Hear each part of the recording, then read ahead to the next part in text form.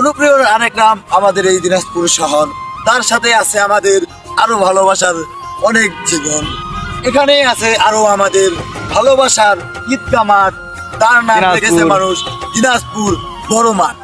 এখানে আসলে মন হয়ে যায় অনেক ভালো, দেখতে অনেক প্রকৃতির অনেক সুন্দর দৃশ্য। আরো আছে আমাদের সাথে আমার প্রাণ প্রিয় বড় ভাই, নাম তার ফরাদ ভাই।